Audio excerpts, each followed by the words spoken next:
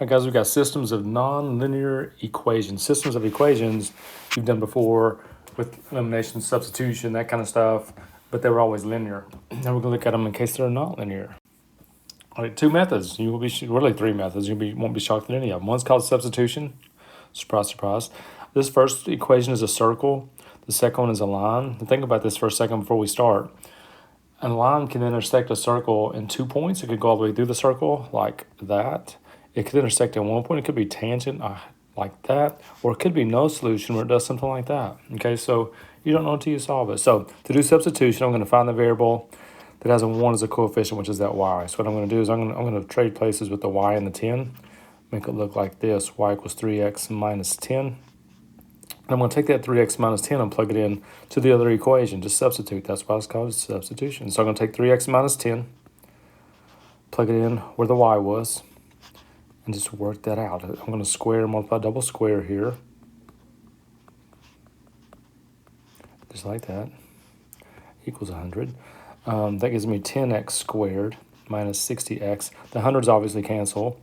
Divide everything by 10. Like that. Factor out an x. And I get two possibilities. I get either x is 0 or x is 6. So if I plug those back in right here, if I plug in 0, I would get negative 10.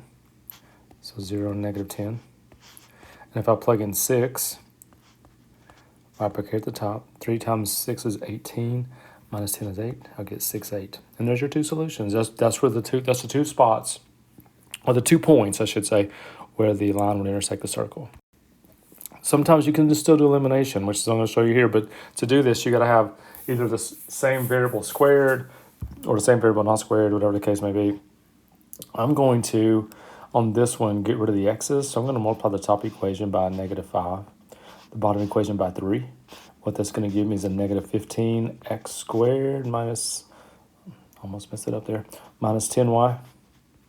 And everybody knows 5 times 26 is like, negative 130. This one by 3 gives me a positive 15x squared, a 21y, and a 9. And those are gone. Gives me 11y. Over here, I'm going to get negative 121, which means my y is negative 11. That's the y. So to find my x, I'm just going to take that negative 11 and plug it back in one of the equations. Let's take the top one. So 3x squared. If I plug 11 in there, it's minus 22 equals 26. So if I move the 22 over, divide by 3, I get x squared is 16, means x is plus or minus 4. And x can be plus or minus 4 because it's squared. Okay, so this should, in either equation, that should be the case. Should be good to go. Now, I forgot to say this at the beginning. That's a parabola. The first equation is a parabola. The second equation is also a parabola because it's also got one square. So the thing is, what's happening here is both vertices are the same and one's skinnier than the other, so it kind of crosses in 3 places. And the last method, the graphical method, we can take these and punch them in our calculator, but like what you have to do first is that first equation, you have to isolate the y. So I would switch places with the y and the 2. I would punch that in my calculator first. That's a parabola. That's the red line that you see. The second one, do the same thing. I would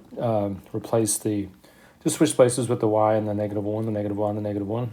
Make it look like this. That's slope-intercept form. That's the blue line that you see. And your solutions are going to be the intersection points. And you can go in your calculator. If you want to look real quick, if you have it with you, you can go to second calculate, and it should say number 5, intersect. And it's going to ask you a couple of questions, and it will give you the intersection point. Then you can trace closer to the other one and then do the exact same process. Should not be that bad. All right, that's a pretty short video. Pretty good stuff right there. You've done the steps before, just haven't done them with nonlinear things, with like circles and parabolas and such. All right, see you tomorrow.